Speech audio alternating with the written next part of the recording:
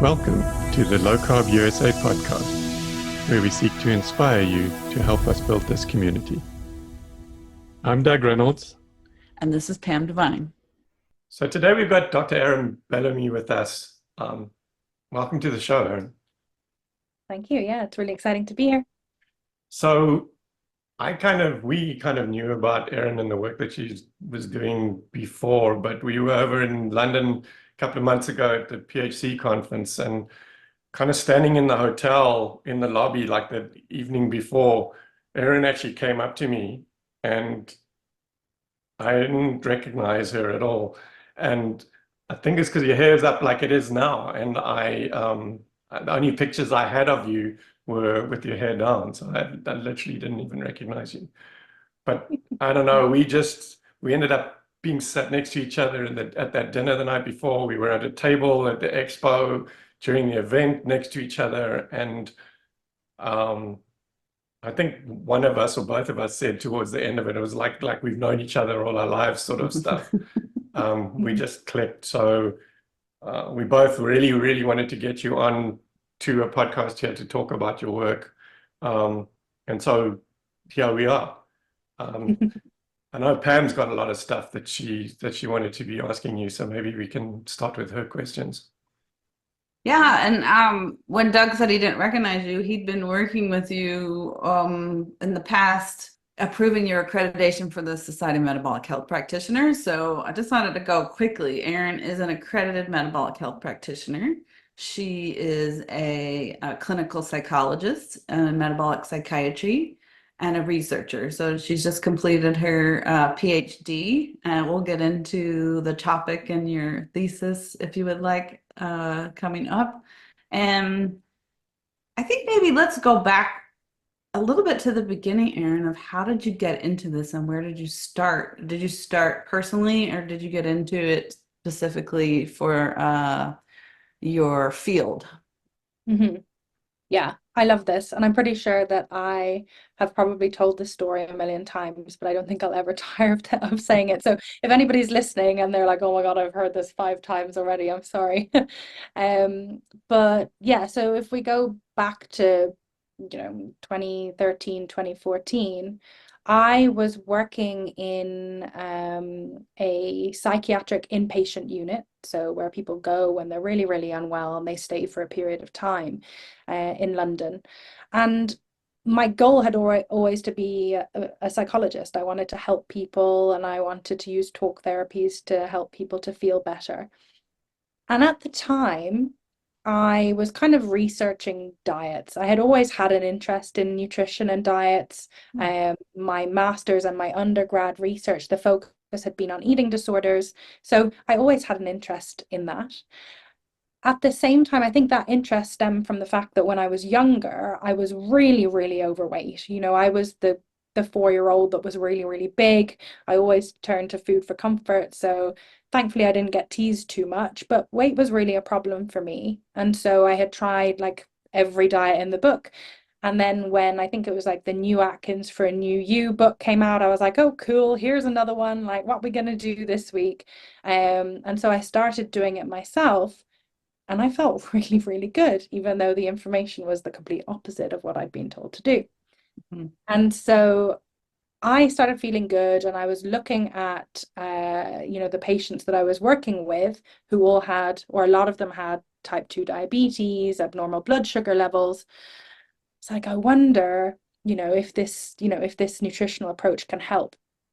So I went researching and of course came across back then some of the research that was being done on low carbohydrate diets and type 2 diabetes.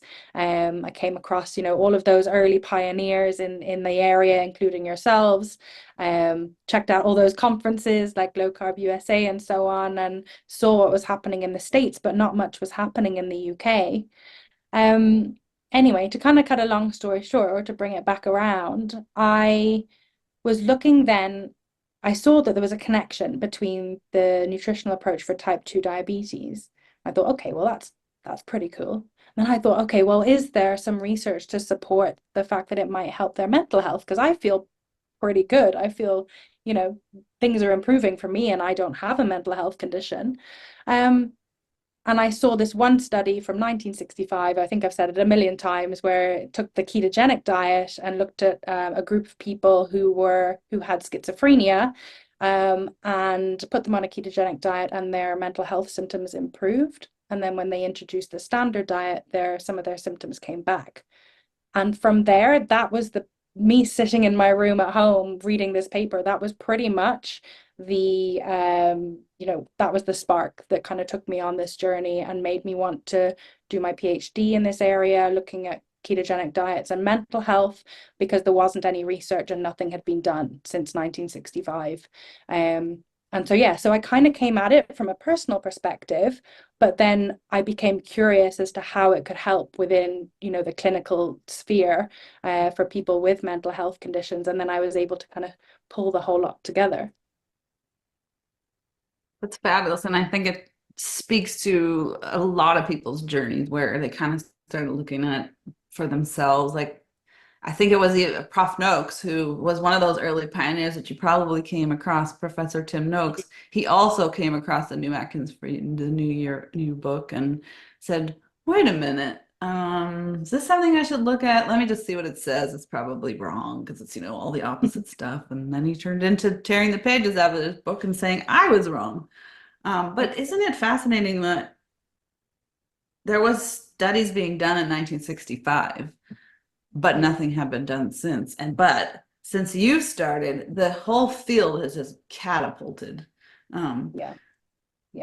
Can you comment about what that feels like? I mean, you are, and we'll get into your recent publication, but there's so many research things going on, and the field is just growing and growing.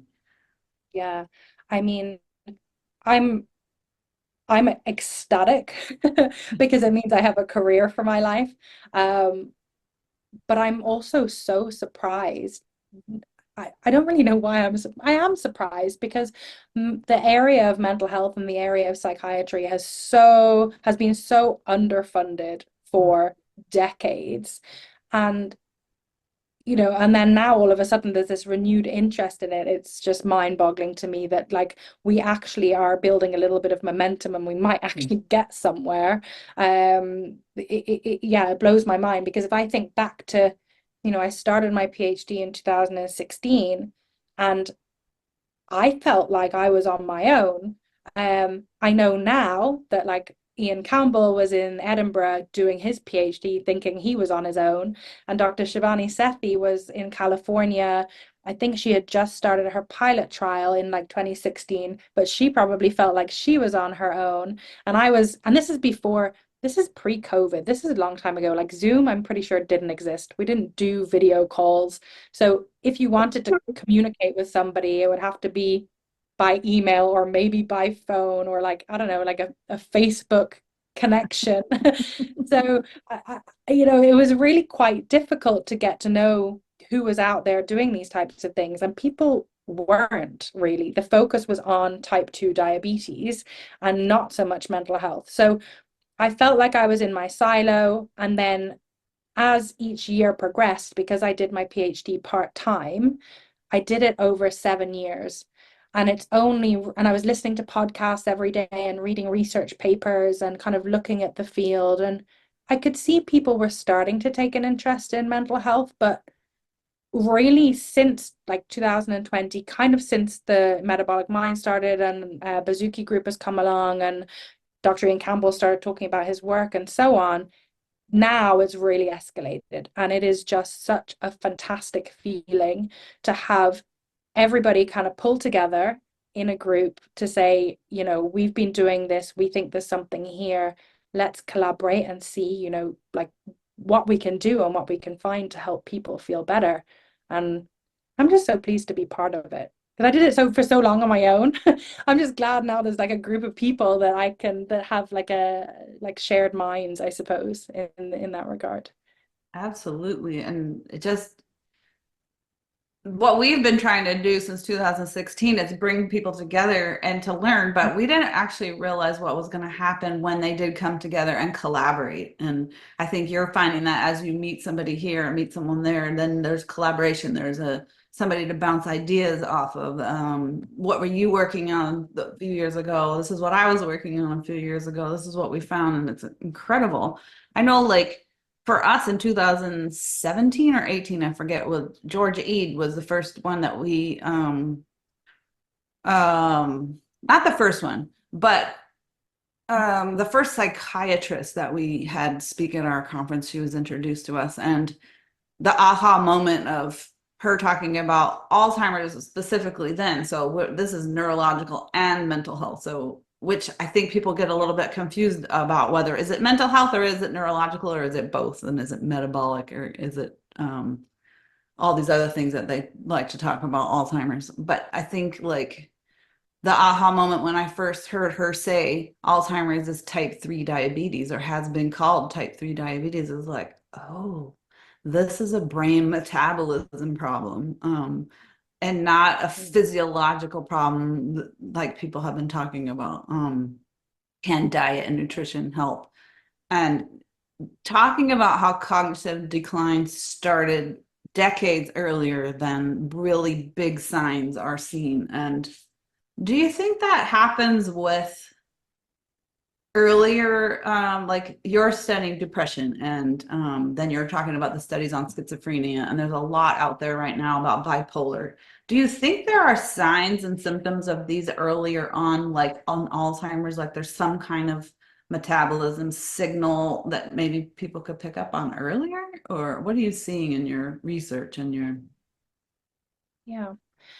Yeah, I think both from a research and from a clinical perspective, I do think that there are signs earlier, but I don't think that there are only a couple. I think there are multiple, because there are many underlying root causes of mental health conditions. And so therefore each of those have symptoms kind of alongside them. You might have somebody that's completely fine and then has a traumatic event, at the age of, I don't know, 18 or 19, for example, and then as a result develops a mental health condition. But then if you think about the work of Dr. Christopher Palmer and the idea that, that mental health is metabolic health, there are lots of changes that come as a result of a trauma, which could then bring on the onset of these symptoms. But if you take those situations to the side, like trauma later on in life, and you look at what's happening right now, which is a lot of young people are being diagnosed with mental health conditions like anxiety, depression, bipolar disorder. I think it's like 4.5 or 5% of people either I think it's in the United States, are being diagnosed with bipolar disorder now, which is kind of no longer a rare condition. And that's quite scary. And so when we think about that, and then I think about the people that I work with, a lot of them are young, and I can see a lot of symptoms there that, had they been picked up a couple of years prior, or had they been dealt with or been used in a preventative manner, we may not have got to the point of diagnosis. For example, there are lots of people that I see that don't know how to eat regularly. And I'm not saying that everybody has to eat regularly all of the time. There's a time and a place for things like intermittent fasting, but they don't know how to eat regularly or make meals. They don't know the difference between protein, fats, and carbohydrates. They haven't been taught about nutrition. And so they end up having like hypoglycemic events throughout the day, which then triggers adrenaline, and then they feel like they have anxiety, etc. And this all compounds. And then that on top of other environmental factors, that builds up, and then they end up with a diagnosis of one thing or another. So it's quite complex if you were to try and piece apart all of the different triggers. But I do think the ultimate approach would be prevention, as we say with most conditions, right? Prevention is key. And if we would start with like teaching people how to eat, teaching people about nutrition, what does these different macros do in your body? What is blood sugar and how should you regulate it? What do you need to look out for? All of these things, because people young people right now are not taught that, and I think that's leading or it's having a negative effect on their overall mental health, which can then trigger a diagnosis further down the line in the right environment or in the wrong environment, if that makes sense. No, it makes a lot of sense. And I love the fact that you possibly start with nutrition and kind of get stable on that way. And then you could probably address the environmental issues of whatever is kind of, would you do it that way? Address the inner metabolism, the inner health, and then see what's maybe lingering after that you can address. Or obviously you're going to have to, thank you for bringing up the difference between metabolic and what you would consider, having to talk through a traumatic event, or what normally people would think of as psychological counseling that a psychologist would do. And obviously we in this field are going to want to talk about nutrition and healing the body from the inside. And then you would look at the environmental factors and the thoughts and behaviors and kind of things after that, or along tandem. Yeah. It kind of depends. I like to not overwhelm people. I actually find that because there's so much information out there for different conditions, the information can be really overwhelming. And then people come to me and they're like, I read this and I read that, and I want mold testing and I want heavy metal testing. And I'm like, but you don't even know what a carbohydrate is right now. So we're going to have to start like way back here and build our way up, and then we'll get there if we need to. So I like to start simple. And I say to people, if you think about metabolic health as a pyramid, the bottom of the pyramid is the foundation, and you need a strong, healthy foundation. So you need to be eating well, you need to have stable blood sugar levels, you need to be sleeping well, you need to have good connection, all of those things. That's what you have to build on first. Then the next layer on the pyramid is other metabolic interventions. So it might be really knuckling down on like your light exposure or your screen exposure, or your immediate environment and the people that are in your life and so on. That's like the next level. And once you've addressed both of those, if you still have lingering symptoms, like you've still got gut issues, or you've still got severe mental health issues or something, okay, well then fine. Maybe you need to see another professional that specializes in whatever it is that you're dealing with. So maybe you need an endocrinologist, or maybe you need somebody to do hormonal testing with you or something like this.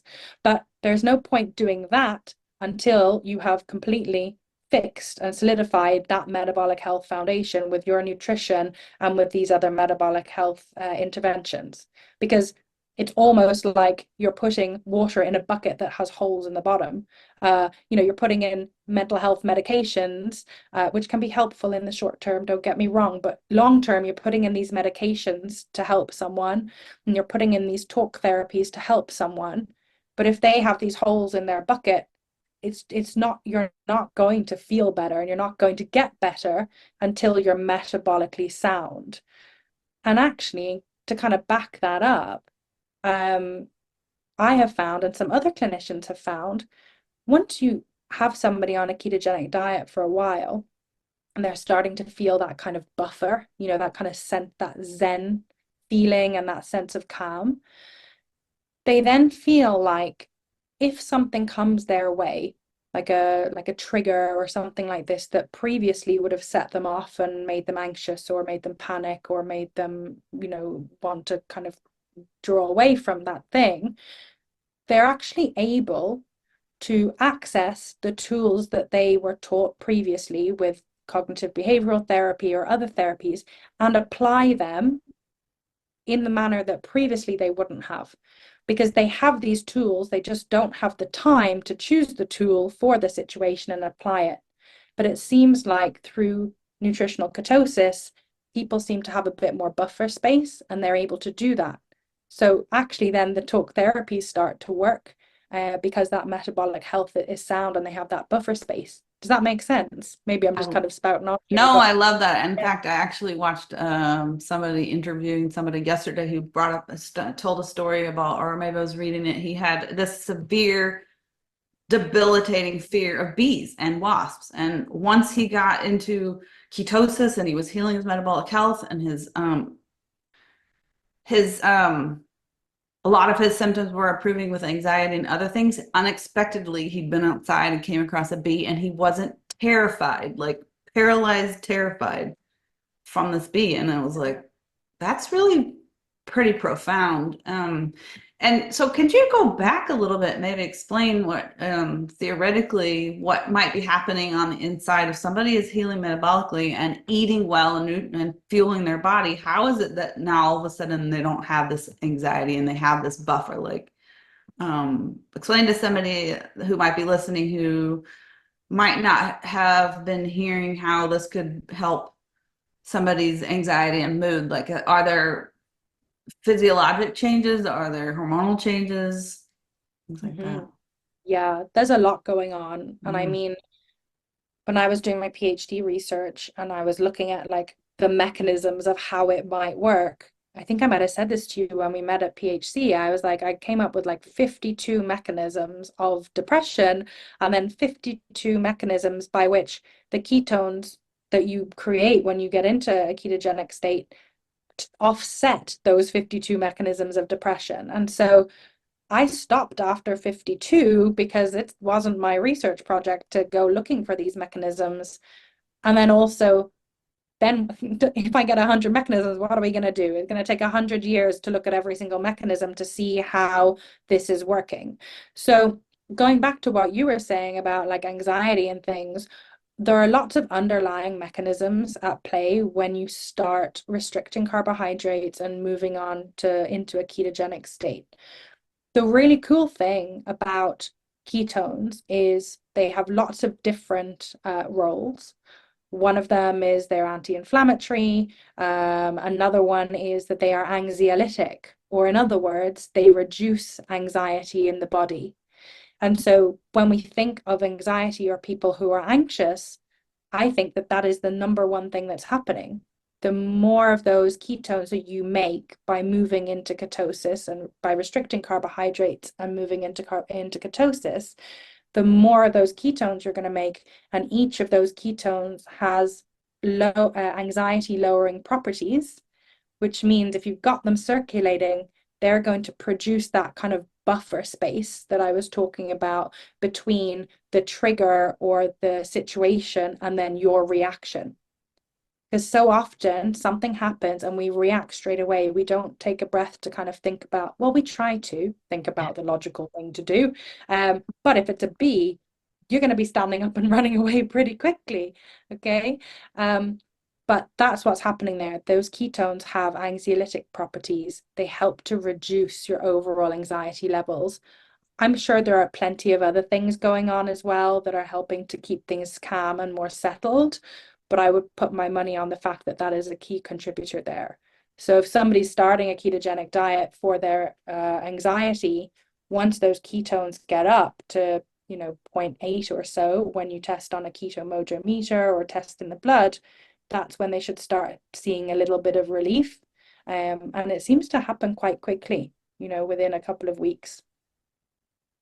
That's fascinating. And as we work to raise awareness that more psychiatrists and psychologists can use this as a tool and offer as an option to their patients and be able to tell them this is the possibility. It's not going to, obviously maybe it's not going to happen for everybody, but we see it so often where people aren't even expecting, like a lot of the brief interviews that I was researching yesterday. And like you were saying, you went in and you were looking at for weight loss and then found, I feel really good. My mood feels more stable. I feel more energetic. And which leads me to your most recent paper. And you were talking about there's a lot of research into the mechanisms that we've been talking about and symptom relief of schizophrenia and those kind of intrusive thoughts and depression and anxiety. But specifically your research is talking about how the patient feels in a different way than a lot of research papers are talking about, understanding the experiences of ketogenic metabolic therapy for people living with varying levels of depressive symptoms is your recently published paper. And can you just go into a little bit more? Because I think the main gist of it is that people were talking about how they had increased self-esteem and confidence and motivation and achievement. So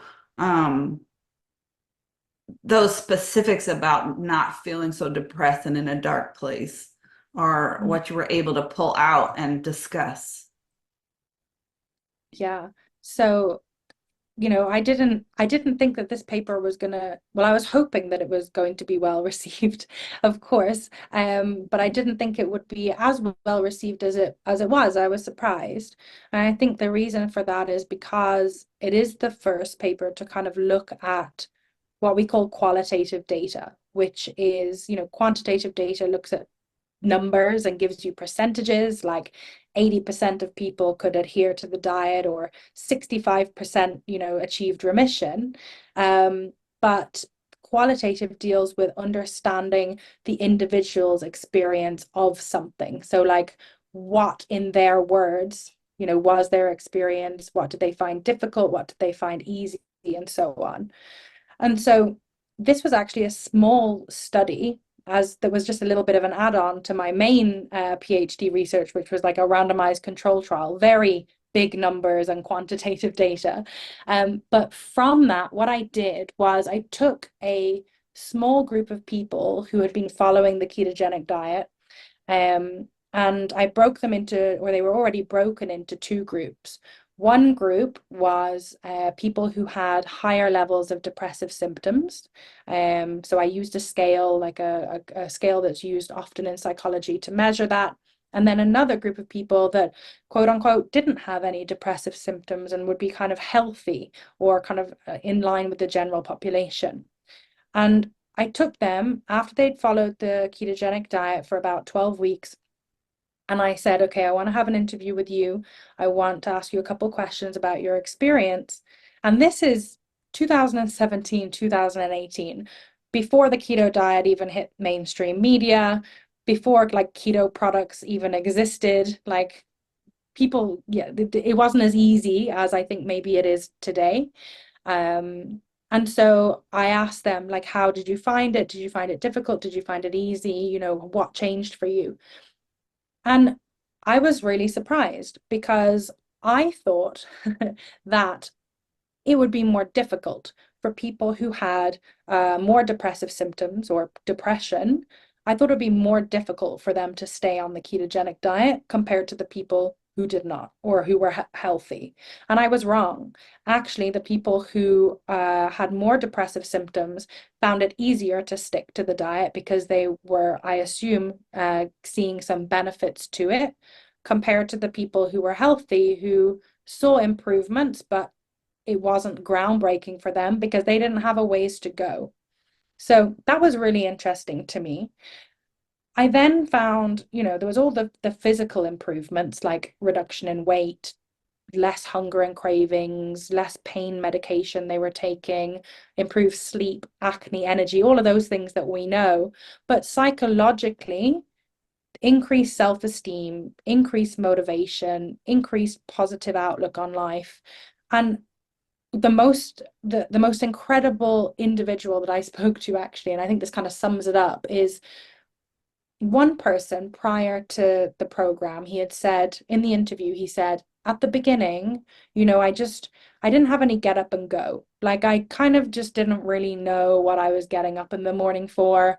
I'd kind of lost my way a little bit. I was feeling a bit down in the dumps, and just a bit like, it was like Groundhog Day. Afterwards, when I said, okay, how are you feeling now? And he was like, I have renewed sense and meaning and purpose in life. I have my get up and go. And I'm actually getting goosebumps. I get goosebumps every time I tell this story. Yeah, like renewed sense of purpose in life. And I just want to tell everybody, how I'm feeling and what I'm doing about feeling good. And he was like going out, he was doing some job interviews and things like that. And I just like nearly fell off my seat, because that was like back then. And I was like, what what? Like, you mean like you have this, and all you've changed is you have implemented this ketogenic diet and, creating ketones and doing this and that. And I was just blown away by the changes that these people, you know, had experienced. And to kind of bring it back to the paper itself, sharing the words of those individuals in this paper, I think, is what makes it so powerful, because it's not me telling somebody, oh, you're going to feel like this, you're going to feel like that, trust me, 80% of people are going to feel fantastic. Like, the words are on the paper, and that's what people have said about their experience, and nobody can change that. Nobody can take that away from them. Like, people question the ketogenic diet for pretty much everything, but right now there's a lot of people saying it's too hard for people with mental health conditions. They're not going to stick to it. They're going to get an eating disorder if you restrict carbohydrates. They're going to, like, there's lots of negativity, lots of positivity, but lots of negativity. And I'm just like, no, because here's a paper from a long time ago where people were feeling better and they were pretty much refuting everything that you've just said, you know? And I think that's why it's powerful. And we need more of that kind of research to kind of back up those big, heavy hitting numbers that we're coming out of the clinical trials with. So I was just going to say, I think the personal experience thing, when you said how powerful it is, I think like the last podcast interview I've just done, I brought this story up as well there, because we were talking about mental health, and that's our upcoming focus day in San Diego. But I told the story of Chris Palmer. You mentioned him earlier, when he did a talk for us in Boca, I think just before COVID. And he finished his talk basically by describing a case, and was somebody with schizophrenia. But he went into great detail explaining what this person's life was like beforehand. And I think none of us really comprehend how terrible it really is. And then sort of told the story of, you know, how he changed the way he changed his nutrition and everything. And now he's basically in remission, no meds, functioning as a you know, a regular person in society. Yeah. And I'm even choking up now. It was like that, when you said powerful is the word, it was amazing. Like that was like how he finished. And like everybody just sat there and looked at each other. I think everybody had a lump in their throat. I had to kick off the Q&A session after that, and I couldn't speak. And so like what you're doing and relating all of these other anecdotes and these people's experiences, I think that's what's going to convince people that this is something that's worth trying, much more than somebody giving them the physiology behind it, you know, and why ketones do this and that, and like, no, this is how different your life can be. I think that's huge. I do. And that's what I feel like. Even at the public health collaboration, when Dr. Ian Campbell was doing his talk, like, I choked up. And I think because we work in this area all the time, and we're just go, go, go, go, go, we don't take a second to kind of step back and see how far we've come, but also the lives that we are changing, you know, for the positive. Because like, I think about the work that I did working 4 or 5 years on an inpatient unit, where like sometimes I go to sleep and I'm just thinking about how those people never got this opportunity. And like people that I, you know, became really close to and who have passed on or may have taken their life, or, you know, the people that I've had laughs and jokes with, but then also have had to really, you know, kind of help to keep them in an inpatient unit when they don't want to be there, but they're really, really sick. And I don't know, I think that's why I have a lifelong career, because I feel like, you know, all those people that have had that missed opportunity, and now we're getting somewhere, but I mean, it's good timing, better late than never. But you know, we got a lot of holes in people's hearts and people's families that we need to try and patch up, and we kind of need to work on that quickly. And you know, I feel like we've got a mountain to climb, but finally we're kind of coming together, and we seem to have a way out. And you know, we're only gonna do it together. But bringing it back to individual stories is key. The other reason why I think this is important is a lot of these people who are on mental health medications or have a mental health condition have been told, you know, this medication is going to improve your symptoms by 80%. Like, I promise you, this medication's going to help. Then it's like third medication, fourth medication. I'm sure this medication is going to be the one that helps fix you. Promise after promise after promise after promise. Big numbers, like, look at this study. This medication is better than that medication by X%. I think they are fed up of these promises, first of all, but also these percentages and big numbers that just don't have any feeling behind them, because it's just based on medications and pharma. So you're right. I think bringing it back to the story, like, how is this young Irish girl who's in her 30s going to improve? How's she going to feel by going on a ketogenic diet for her mental health versus the 62-year-old woman living in Minnesota who has, you know, 2 children, 3 grandchildren, and 4 dogs, and, you know, is on universal credit? Like, how is she going to do it? Is it possible for her? And how is she going to feel at the end of it? Like, they're 2 different people, and those voices and those stories need to be shared so that they can be brought around to thinking that this actually could be something that might be helpful for them. And if it doesn't help their mental health, it's surely going to help their physical health and, you know, all of those things. So can give a big tick right there for that. I'm interested that you mentioned, because I've actually wanted to ask this question with specific regards to mental health, and that was how quickly people can start to see improvements when they change their diet.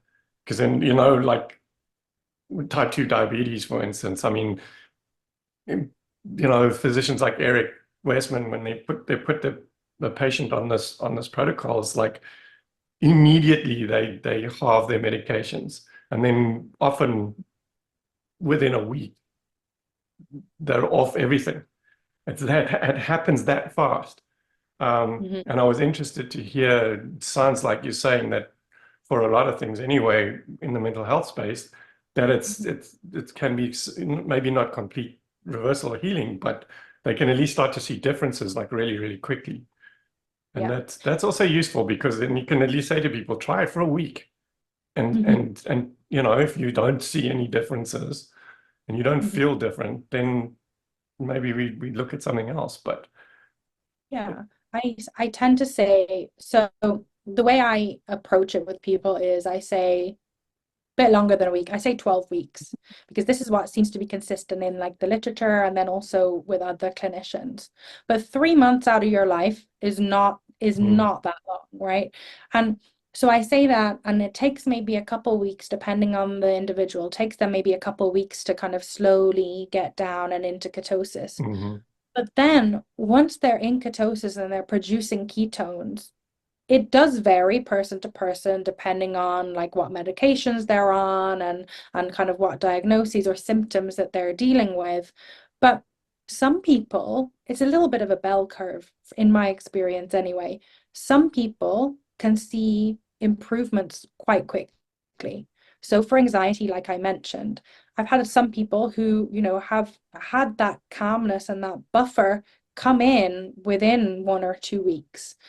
Then the improvements continue to compound, but they feel something within a couple of weeks. But then I've got, you know, had some experience with other people, and I think this is some, you know, some of the other clinicians may also have had this experience where maybe with something like treatment-resistant depression, it takes a little bit longer. There can be feelings of improvement or kind of like dotted days that feel good, and then there are more good days than bad days, but it's a little bit up and down. But overall, the trend is improving, but it can take, you know, a couple months.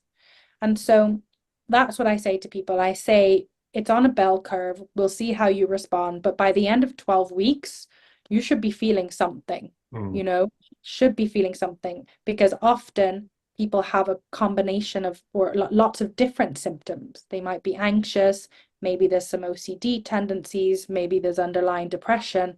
So I'm like, by the end of 12 weeks, you're going to be feeling something in at least one of those, you know, and then your physical health is also going to be improving as a result.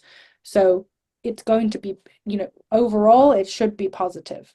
But the timing can kind of vary depending on the individual. Yeah, and I think, I don't know, I personally feel like that with mental health, even more importantly than something like type 2 diabetes, is that if this patient is on medications, that they are monitored very, very carefully from the beginning to make sure that those medications are managed and titrated if they properly by somebody who actually knows what they're talking about and what they, like someone like you, or somebody else like Georgia, you know, others that are in the field.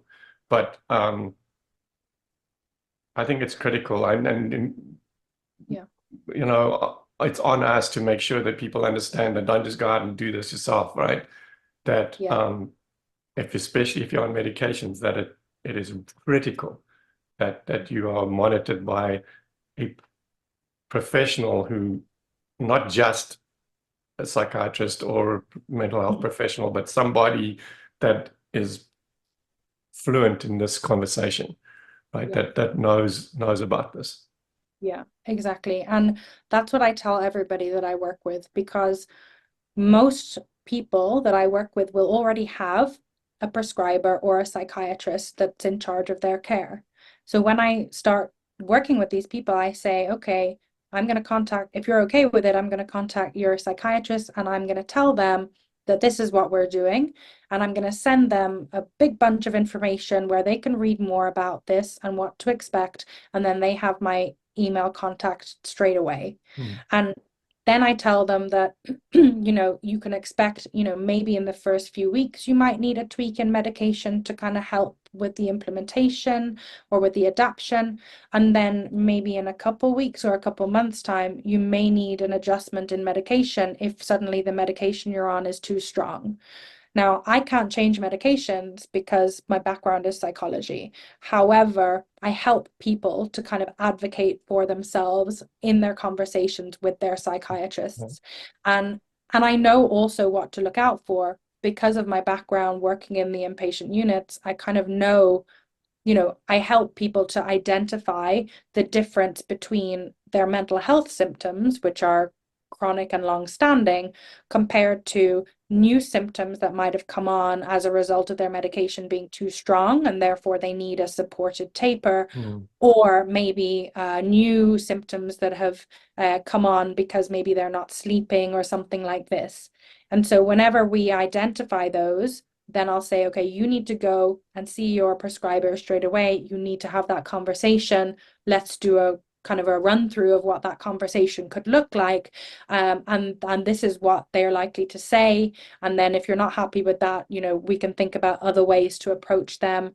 And to be honest, a little bit like some other clinicians that I know, if the psychiatrist isn't supportive of that individual in terms of tapering medications when they need that medication taper, then I will say, okay, please, let's see if we can find you a different psychiatrist. Someone else, yeah. Yeah, because people don't need a metabolic psychiatrist. One, because they don't exist. There's only like 3. Like we've got Dr. Georgia E, Dr. Chris Palmer, and 1 or 2 others, you know, across the country. But we don't really have them everywhere, so they're in high demand. But they don't need to be a metabolic psychiatrist. They don't even need to be on board. They just need to do their job, and their job is to taper medication up or down depending on how that individual is affecting. Yeah. And if they can, that's all I ask of them. If they can do that, we're good. If they want to know more, brilliant. Like, come on board. Welcome to the world of metabolic psychiatry. Like, we got lots of stuff we can teach you. But yeah, so that's all I ask of them, to make sure that that individual is supported. And that's actually working.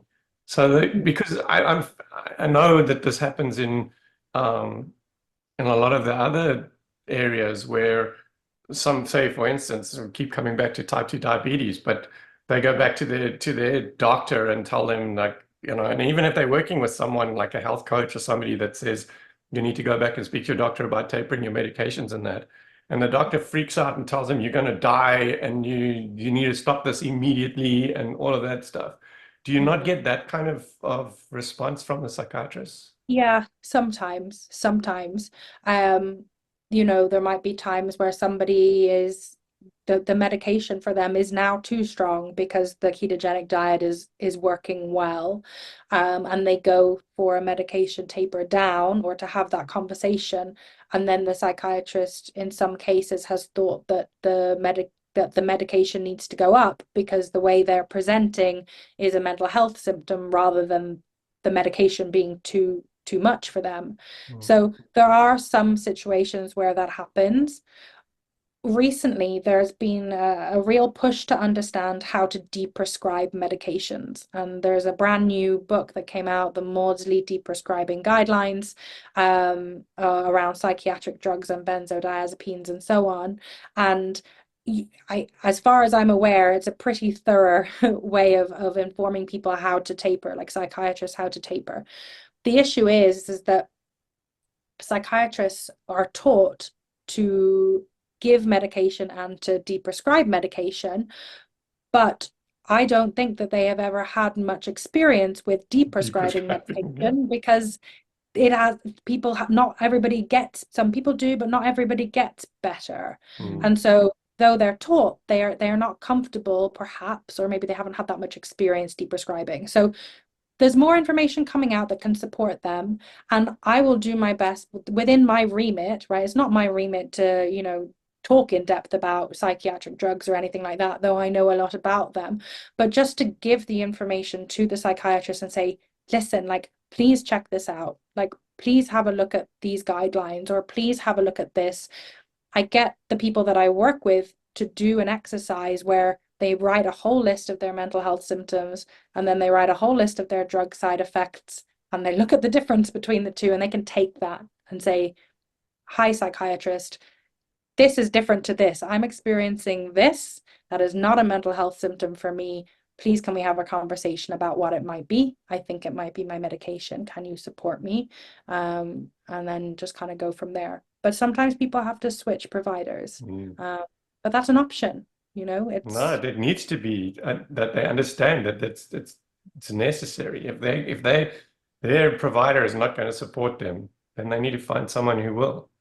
Yeah, that's so important. Yeah. So is there anything else that you would like to talk about or speak about that we haven't covered? Nothing specific.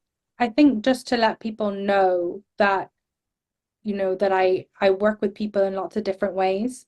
Because often people come to me and they're like, you know, like they either want one-to-one, or maybe they have a complex situation where, you know, maybe somebody's in hospital, or maybe it's their niece that's unwell and they don't quite know how to help them. So, you know, I often just say to people, just contact me, get in touch with me, and I'll try and help in any way I can. And if I can't, at least you can use me as a triage. You know, I can try and point you in the right direction of somebody that can help, because this area is growing rapidly. There are lots of really cool directories to find people, but sometimes it's a bit overwhelming. Like, you've just come across the term metabolic health, and now suddenly you've fallen down a big black hole on it, and it can be a lot. So just that people can contact me if they get stuck or a bit lost, and then I'll try and kind of help them out. We had a SMHP table at the PHC, like right next door to your table. And what was so funny was, like, we had so many people coming to us and saying, okay, so why do I need to get accredited? Why do I need to be an MHP? And I had heard you talking to other people before, and you did like so much of a better job than we did. So I kept sending people over to you. Go and ask Erin. And because I know you see a lot of value in it, and I know a lot of our practitioners do. But it's nice to hear different people's perspectives on what it means to them, and why why it's so valuable to them. So I'd love to kind of finish off with that, if you're okay with that. Yeah, absolutely. And I think we worked really well actually at the PHC between the two of us, passing people backwards and forwards. And I think the important thing there is that a lot of the people there were from the UK, and so they were trying to figure out, like, why should I become a member of the SMHP, and like, why is it different to other institutions and other societies that are available in the UK? And to me, it's really clear. So, as a chartered psychologist, I'm under the British Psychological Society. Like, that is my governing body for all things psychology. And there are ethics that I need to stick to. There are guidelines that I need to stick to. I need to stick to a moral framework. I have to be an upstanding member of society in order to, because I'm representing them.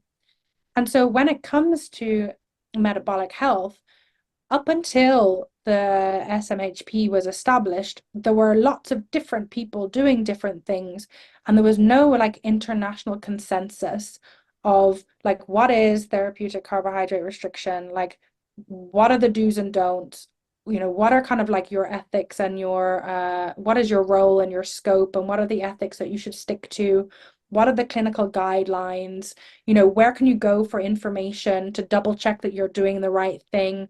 Because ultimately we're playing with people's, not playing with people's health, but we're trying to help improve people's health. And if we don't stick to the rules and regulations, then we might cause damage, and we might do harm. And that's not what we're after. And so it was really important to me when the SMHP came along to become a member, because I want to be part of a growing group of people who are like-minded, who can collaborate, who are all singing from the same hymn sheet, but also who have an overarching society that kind of says, listen, these are your guidelines. This is kind of what you need to stick to. These are the ethics, these are the moral values, and so on. Because I think that's really important, because if you don't have something like that, then what are you doing? Because you can kind of do whatever you want then, if you don't have a society like over you saying, this person is a member of this is what they stick to, and it's visible and clear. I think it's quite dangerous if you don't have that society or a backing in that regard. So I'm proud to have, to be a metabolic health practitioner. I'm proud to say that to people. I'm proud to point people in that direction. And I honestly think if there are people listening who are interested in helping other people, it doesn't really matter what your background is, because you can become a metabolic health practitioner. You can go through all of the training, everything's approved, everything's accredited, and it's a very safe, clear pathway to become a metabolic health practitioner and to be able to help people in a way that is going to be beneficial. Alongside that, and I'll round it up, alongside that, the fact that the SMHP is growing, you're growing internationally, which is fantastic, but also the guidelines are always being updated, and the grand rounds are always being updated. There's always a chance to collaborate with other people or listen to new information. You have to get credits every year, which means you have to stay on top of the latest research and understand what's going on, is better than, a lot of doctors and other people, they don't stay up to date with what's going on. They don't know what metabolic psychiatry is because they're not reading the latest research. So we have to do that as MHPs, and I think that's really, really important. So yeah, I'm a huge advocate, and I always will be. I think it's a fantastic society, and a trusted society at that. The people that you have now as metabolic health practitioners are trusted members, and they're the ones that I would seek out in the community if I wanted to collaborate with others. Well, that's so cool to have you on board as one of the newer MHPs, and it's been an absolute pleasure. Thank you very much. Yeah. Just to go back, how can people get hold of you before we sign off? Yeah, absolutely. So you can go online, you can find me on X and LinkedIn and all social medias just with my name, Erin Louise Bellamy. But you can go to my website too. It's www.ikrt.org. Or you can go there, you can find the contact box, you can email me directly. It's just me on the other end. It's not some big fancy company, it's just me. So all emails will come straight to me, and then I can get back to you there. Otherwise, I'll see you on social media. Okay, that's super. We'll put that in the show notes as well. You've been listening to an episode of the Low Carb USA podcast. You can support us on Patreon at patreon.com/lowcarbusa.